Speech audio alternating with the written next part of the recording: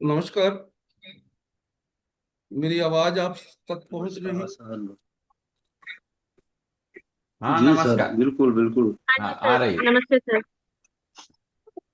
नमस्कार। देखिए, आप सबका स्वागत है। पहले तो मुझे बताइए कि आप सबने तिलक लगाया हुआ है? हाँ लगाया है। जी चरण स्पर्श गुरुदेव। हाँ हाँ जी, यशवी भव। लगाया। हम तो सर उसको नहा धो के पूजा पाठ करके रख लगा लेते हैं। आप जब सभी लोग अपना फोन म्यूट कर देंगे तो फिर मैं क्लास शुरू करूंगा। देखिए, ये जो आप पढ़ रहे हैं ना, એને હું છે હાલવામાં કાઢો તકલીફ છે ને એટલે આપણે થોડી देखिए सभी अपना सर म्यूट करा दीजिए सबको। फोन म्यूट करेंगे तभी पॉसिबल होगा कि मैं आपको बता सकूं। आचार्य सागर जी सबको म्यूट कर सकते हैं सर। ओके।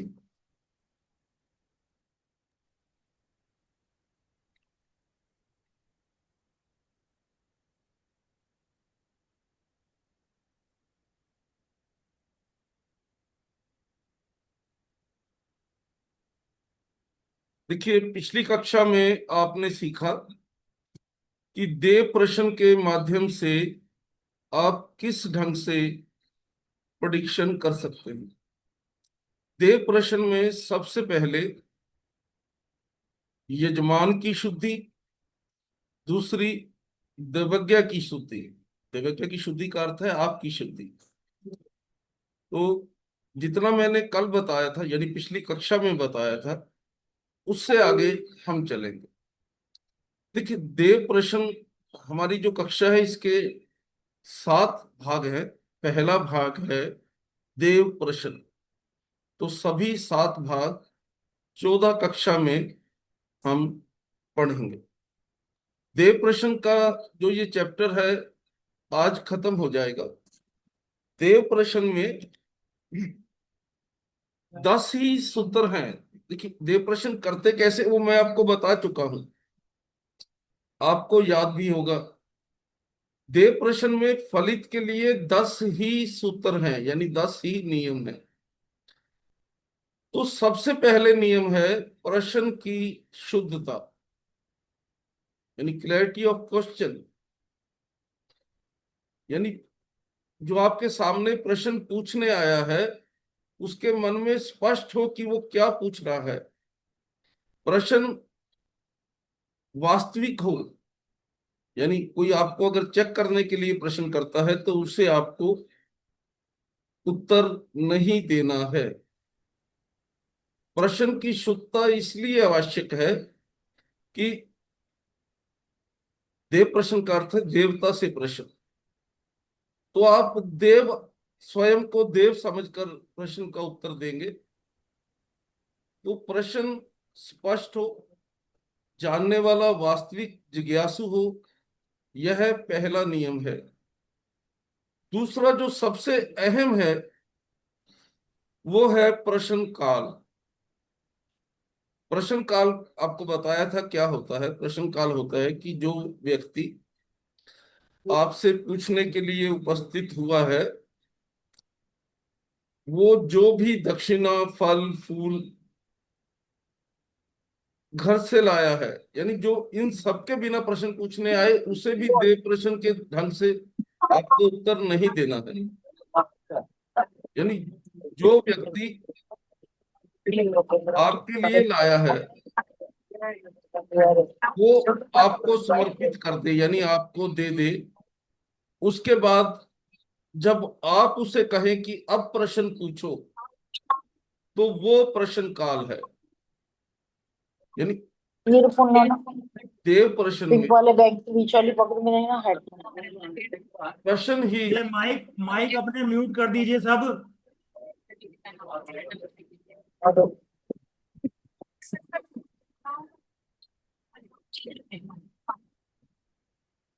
देखिए, बार बार कहना पड़ रहा है, आप अपने, हम भी म्यूट कर रहे हैं, आप भी अपना फोन म्यूट कर दीजिए अगर किसी का रह गया है तो। मैं आपको हर बार कहता अच्छा नहीं लगता। यानी अगर आप शिक्षक की आज्ञा नहीं मानते, शिक्षक की अवज्ञा करते हैं, तब भी वो शिक्षक का अपमान है।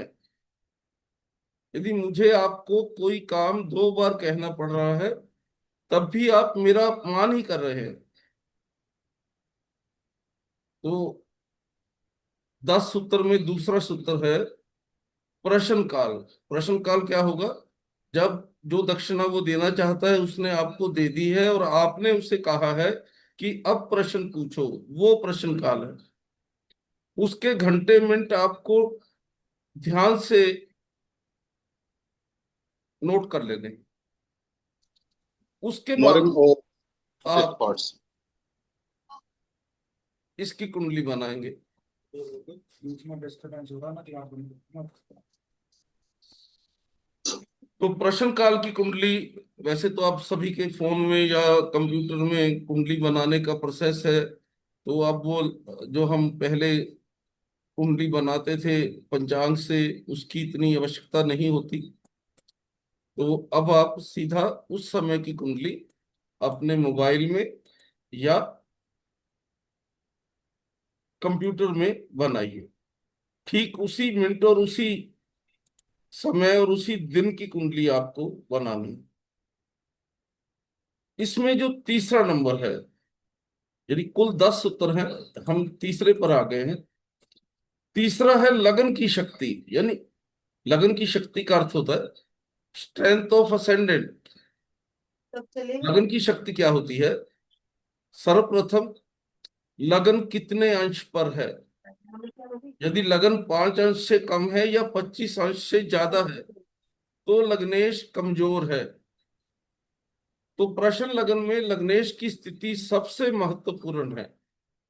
यदि लगन मजबूत है तो प्रश्न का जो उत्तर है वो आप पॉजिटिव समझिए, आप उसे हाँ में उत्तर दे सकते हैं।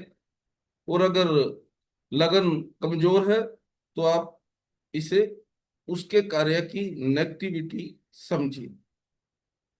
देखिए, लिखने की जरूरत नहीं है, मैं कक्षा के बाद इसके नोट्स आपको प्रोवाइड कर देता हूं, आपको पता है। अभी आप मेरी तरफ ध्यान देकर सिर्फ सुनिए।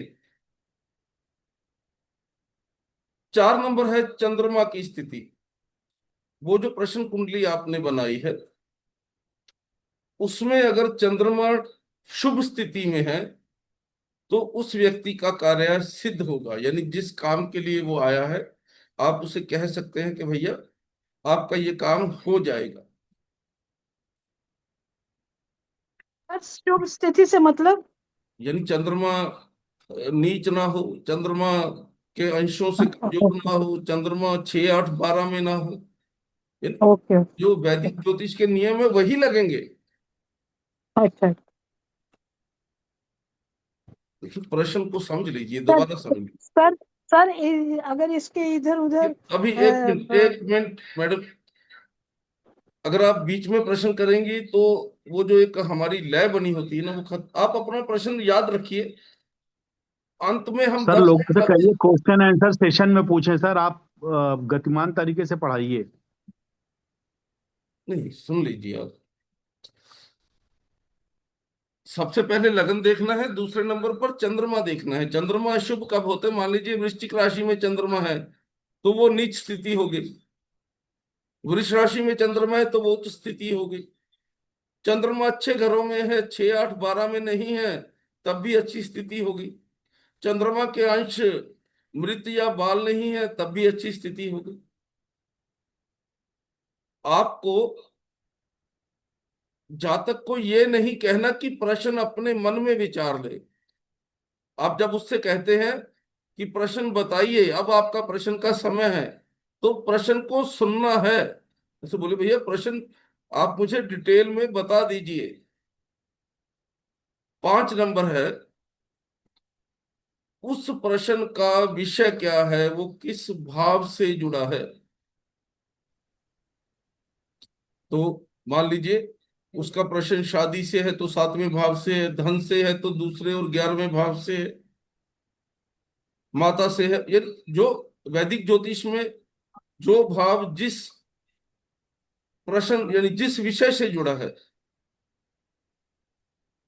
उस भाव पर विशेष दृष्टि रखेंगे।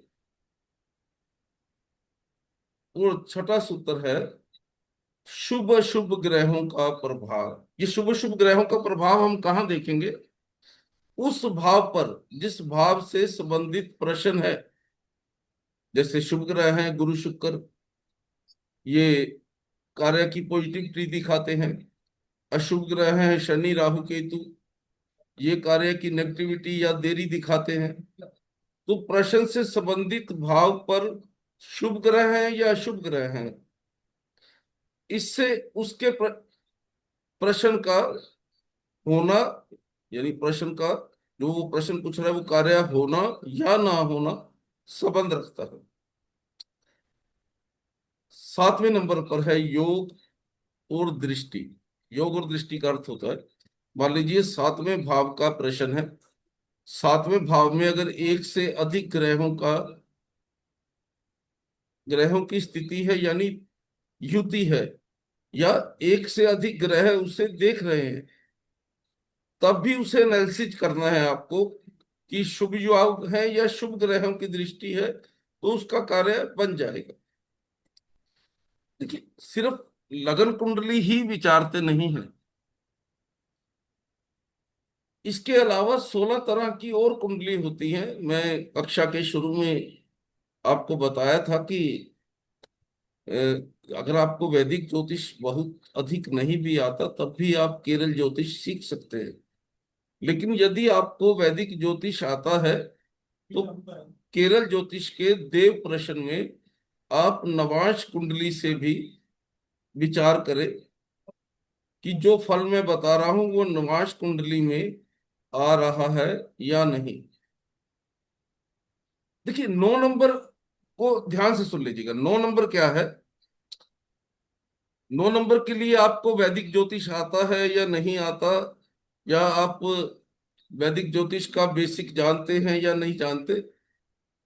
9 नंबर जो इसका सूत्र है उसमें विशेष ध्यान क्या देना है, प्रश्न पूछते समय यानी जब उसने प्रश्न पूछा उस समय देव क्या संकेत कर रहे हैं, देव कैसे संकेत करेंगे।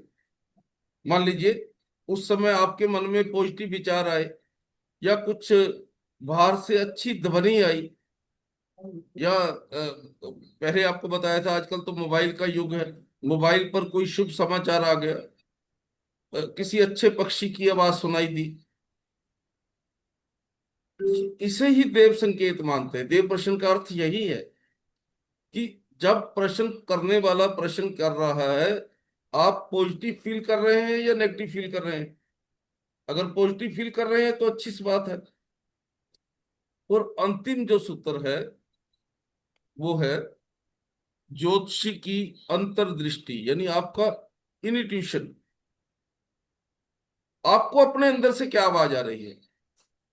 आपको लग रहा है इसका काम हो जाएगा, आपको लग रहा है कि ये गलत समय में आ गया है, इस समय मेरे मन में अच्छे विचार नहीं है, इसका कोई नियम नहीं है, ये आपकी अनुभूति है। देव प्रश्न पत्ति में सर्वप्रथम प्रश्न का समय, दूसरा लगन की स्थिति, तीसरा चंद्र की स्थिति, चौथा भाव यानी जिस भाव से उसका संबंध है, पांचवा आपका अपना अनुभव। यही स्टीक फलित करता है। देखिए देव प्रश्न में शुद्धि बहुत आवश्यक है। देव प्रश्न फलित करते समय आप कोई खेल नहीं कर रहे हैं, आप एक डिवाइन पावर से जुड़ रहे हैं। और जो आपके सामने बैठा है हो सकता है उसका प्रश्न बहुत ही महत्वपूर्ण हो और आप उसे खेल समझ रहे हो, या आप उसे सर ज्यादा सीरियसली नहीं ले रहे। सर कल सुबह कर ली अब तो दे प्रश्न में हाँ कोई बात कि नहीं। अगर आप अपना फोन म्यूट नहीं करेंगे, मुझे कक्षा बंद आप करनी बंद पड़ेगी। कर लीजिए अपना माइक, क्या कर रहे हैं? हाई क्लास डिस्टर्ब कर रहे हैं। दे सर प्रश्न अपने हैंड से कर दीजिए ना सर इसको बंद सर। सागर जी, सागर जी, इसे बंद करो, बीच में कुछ बोल रहे हैं, सबको कर दो। इनको बोल दो ना भैया, देखो अगर कोई भी बोलेगा तो क्लास बंद हो जाएगी, क्लास नहीं होगी। और सभी समझदार लोग हैं, पर उतना नहीं, आप और सभी को कर दो। अब रिकॉर्डिंग के बीच में ये बातें हो रही हैं, सब सुनेंगे, अच्छा लगता है रिकॉर्डिंग में। देखिए, देव प्रश्न के 10 नियम आपको बता दिए हैं। 10 ही सावधानियां हैं जो आवश्यक हैं, जिसका ध्यान रखना है। सबसे प्रथम आपको ये ध्यान रखना है कि ये मजाक नहीं है, ये हंसी का विषय नहीं है। कोई परीक्षा के लिए प्रश्न कर रहा है या वास्तविक प्रश्न कर रहा है, ये आपकी इंट्यूशन बताती है, आपकी अनुभूति बताती है। प्रश्न वास्तविक हो, जातक वास्तव में प्रश्न लेकर आया हो, तभी फलित कीजिए, नहीं तो आपको इसे करने की आवश्यकता नहीं है। दूसरा है, एक समय में एक ही प्रश्न लेना है। यानी ये आप लगन कुंडली नहीं देख रहे हैं कि आप कुंडली देख रहे हैं और उसके सभी विषय आप बता देंगे।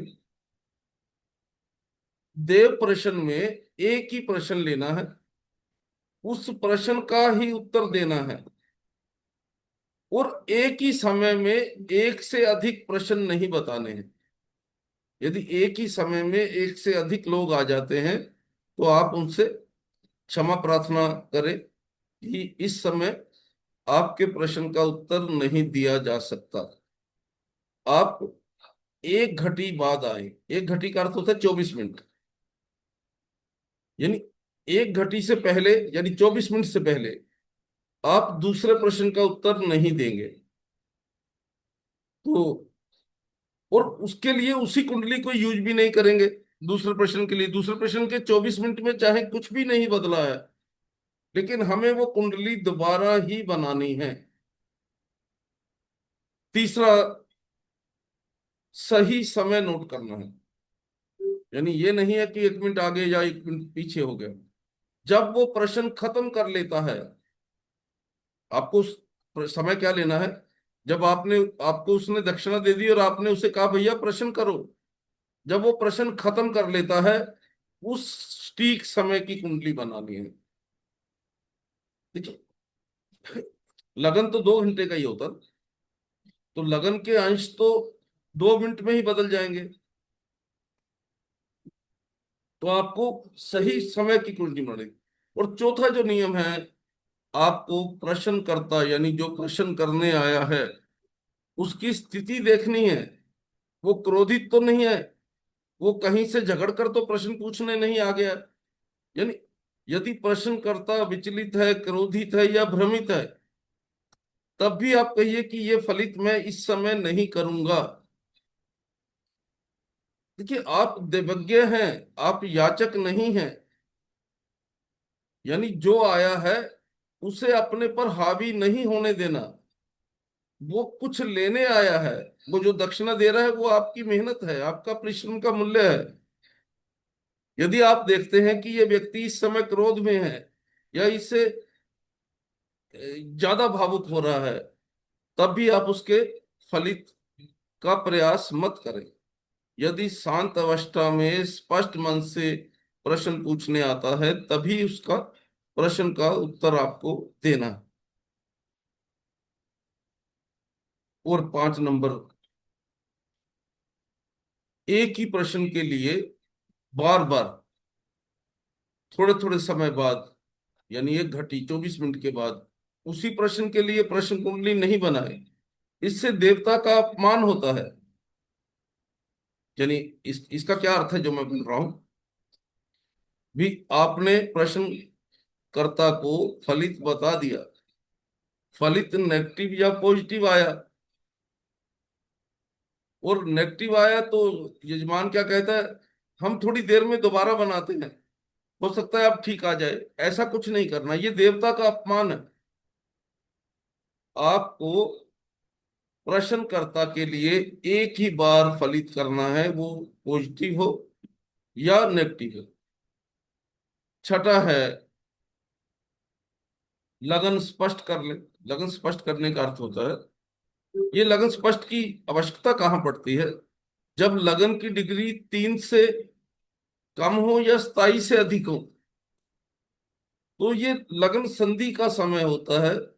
उस समय आप देखिए, हर शहर का सूर्योदय का समय अलग अलग होता है। यानी लगन स्पष्ट के लिए विशेष विचार क्या किया जाता है,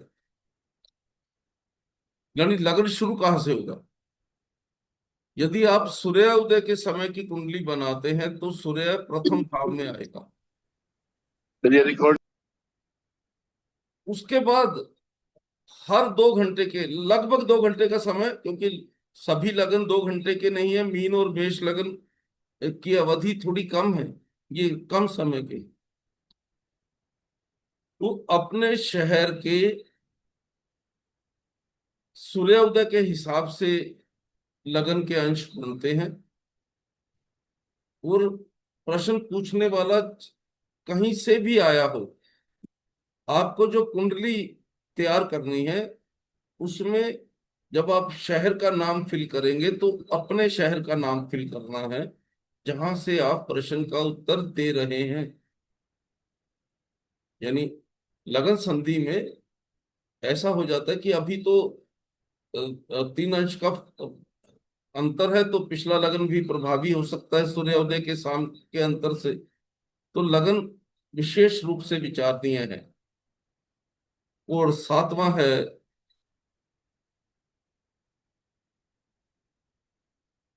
चंद्रमा।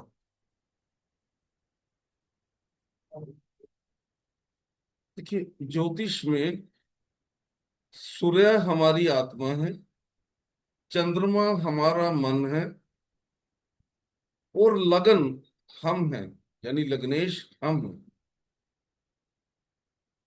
चंद्रमा की स्थिति वैदिक में भी फलित करते समय विशेष रूप से विचारते हैं। देव प्रश्न में भी चंद्रमा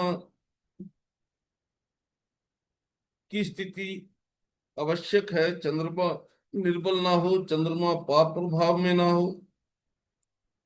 देखिए, जो व्यक्ति प्रश्न पूछने आया है ना, उसका प्रश्न अहम है।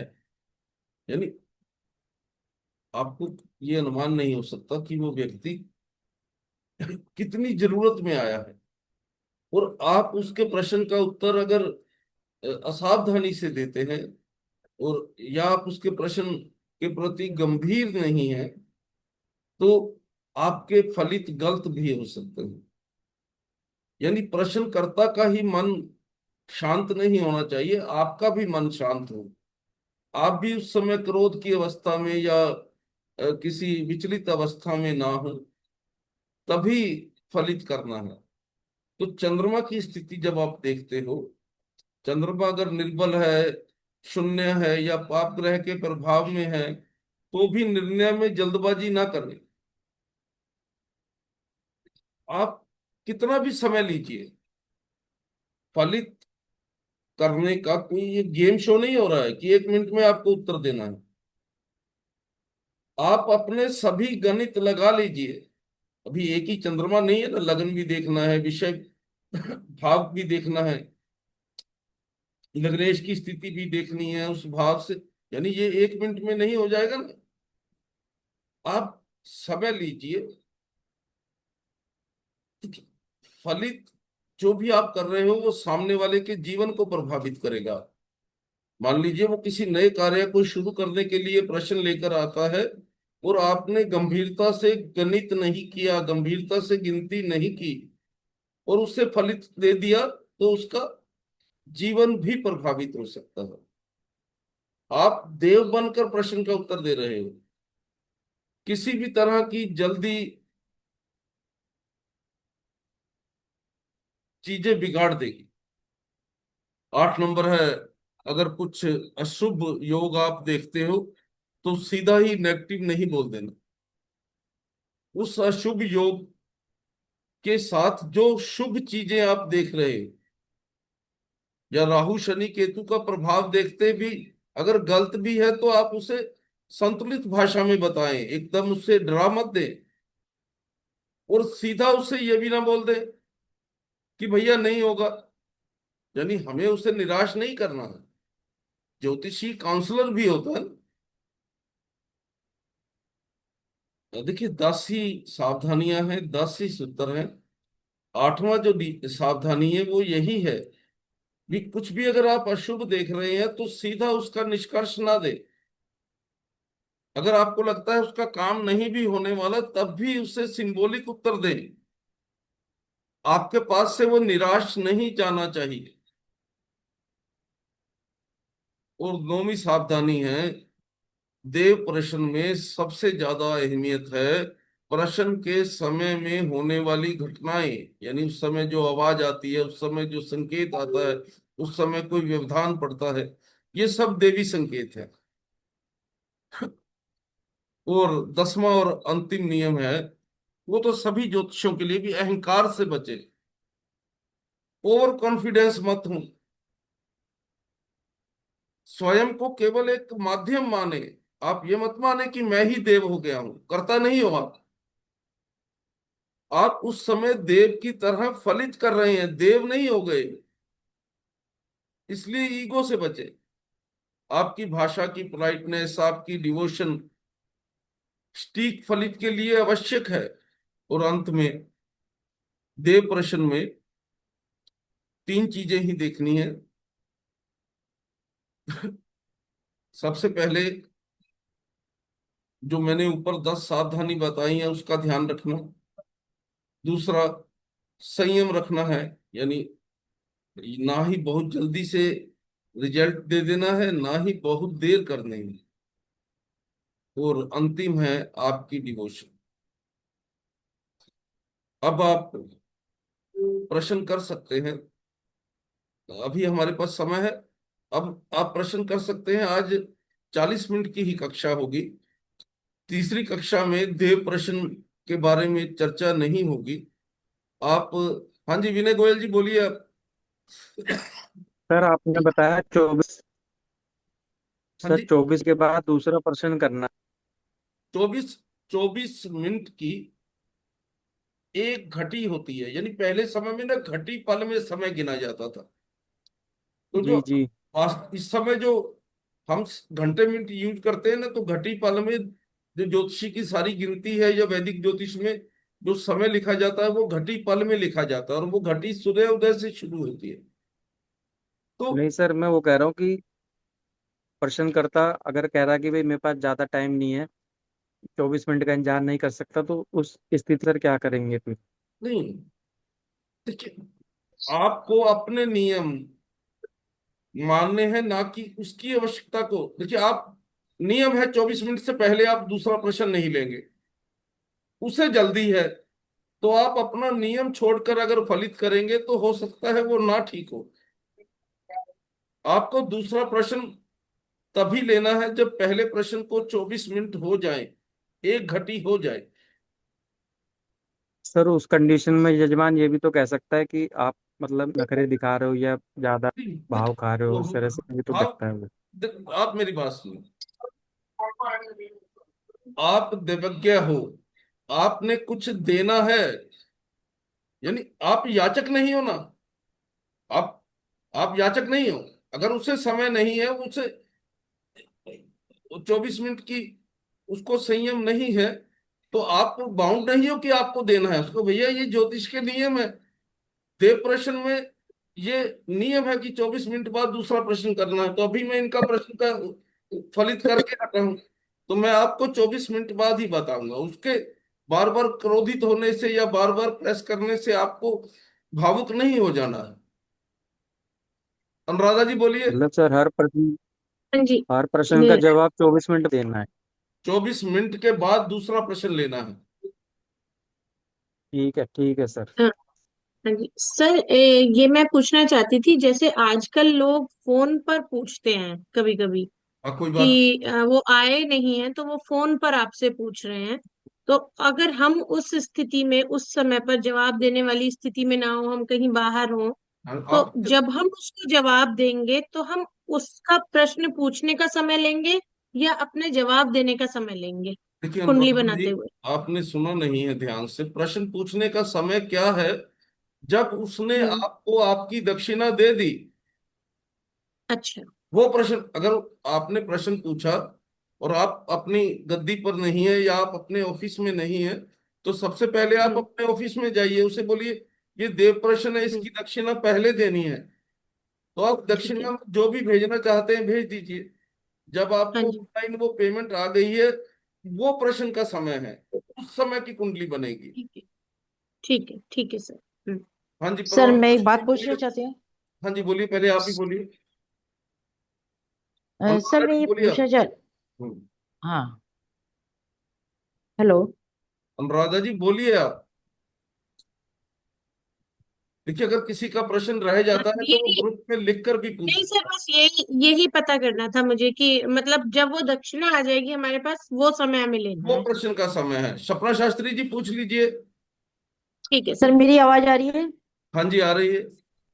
हाँ जी सर, मैं ये जानना चाहती थी, जैसे आपने कहा नवांश कुंडली और लगन कुंडली दोनों ही देखते हैं, है ना? तो नवांश कुंडली और लगन कुंडली में हम कैसे ग्रह देखेंगे, ये मुझे सुन क्लियर लीजिए, नहीं हुआ है। ये जो नवाश D7 D9 D13 जो कुंडली हैं, ये अलग अलग विषयों के लिए हैं। जी मैंने अगर जी नवांश बोल दिया है तो नवांश ही नहीं देखनी है। मान लीजिए उसका प्रश्न संतान से संबंधित है, तो फिर जी D7 देखनी है। जी ये नवांश शादी के लिए देखते हैं, जीवन जी साथी के लिए देखते हैं। यानी पहले आप उसके प्रश्न का भाव देखिए और फिर देखिए कि आपको नवांश देखनी है, सप्तमांश देखनी है, दशांश देखनी है। और अगर आपको वैदिक ज्योतिष आता है तभी नवांश की तरफ जाइए, नहीं तो जो और विधि मैंने बताई है उससे आप पूछ सकते हैं। मूलचंद जी पूछ लीजिए आप। नमस्कार सर गुरुदेव प्रणाम। हाँ जी खुश रहो। गुरुदेव, मैं ये बोल रहा था कि आपने इसके पहले वाले क्लास में पूछा था अपने सूर्य नाड़ी और चंद्र नाड़ी देखे करके। तो क्या हम ये सामने वाले जातक को भी ये पूछ सकते हैं आपकी नहीं कौन नहीं, से नाड़ी चल रही है या जब कौन आप सा स्वर चल रहा है, ऐसा सर्व पूछ ज्ञान सकते हैं? की सहायता लेते हो तो उस समय जी स्वर आपको खुद का देखना है, उसका नहीं देखना। ठीक है गुरुदेव। सर्व ज्ञान की PDF जो मेरी पुस्तक है मैंने ग्रुप में डाल दी है, आप उसका प्रिंट ले लीजिए। जी स्वर ज्ञान अगर आपको आता है तभी यूज कीजिए, नहीं तो जो मैंने ये देव ठीक है। प्रश्न के नियम बताए हैं वो बता दीजिए। ठीक है गुरुदेव। प्रवान जी आप पूछ लीजिए, अगर किसी का प्रश्न रह जाए तो वो हाँ नमस्कार सर जी। हाँ। हाँ आपने जो बोला ना कि लग्न संधि काल जो होता है 27 अंश से 3 अंश तक, अगर मानो कि प्रश्न के समय उस समय उतने लग्न के अंश आ रहे हैं तो उसके बाद दूसरे लग्न में वो हम प्रश्न कुंडली डालें। नहीं नहीं, लगन संधि के समय अगर लगन स्पष्ट नहीं होता है तो हमें अपने शहर का सूर्य उदय देखना है। हाँ यानी जहां आप बैठे हो वहां सूर्य उदय के हिसाब से लगन स्पष्ट होगा। Okay okay. देखिए 1 मिनट रह गया है। सर बाबा जी आप पूछ लीजिए। सर जब लगन के इधर उधर दोनों ही पाप ग्रह हों, तो क्या आंसर होगा? लगन ठीक नहीं है? लगन नहीं, लगन के अंश और लग्नेश की स्थिति। आपने नियम सुना नहीं है। मैंने बोला है लगन के अंश, यानी लगन बाल सर अवस्था में पाप कर्तरी से कोई फर्क नहीं पड़ेगा? नहीं, पाप लग्नेश से। कर्तरी हो गया ना? नहीं, पापकर्त्री इसमें आ नहीं रहा है ना, देव प्रश्न कर रही हैं आप, वैदिक नहीं कर रही हैं। भाभी अच्छा तुलसी जी आप ठीक। पूछ लीजिए, 1 मिनट ही है अब तो। अगर हाँ किसी जी। का प्रश्न रह जाए तो ग्रुप में लिख दीजिए। प्रणाम सर, मेरी आवाज आ रही है सर? हाँ जी बोलिए। हाँ, मैं ये कहना चाह रही थी कि जैसे हम आपने बताया कि एक बार में एक ही प्रश्न पूछेंगे, ठीक है। हम्म। अब जिस प्रकार से उनका भी क्वेश्चन था कि कोई व्यक्ति जल्दी में है और उसको वो करना है, तो हमने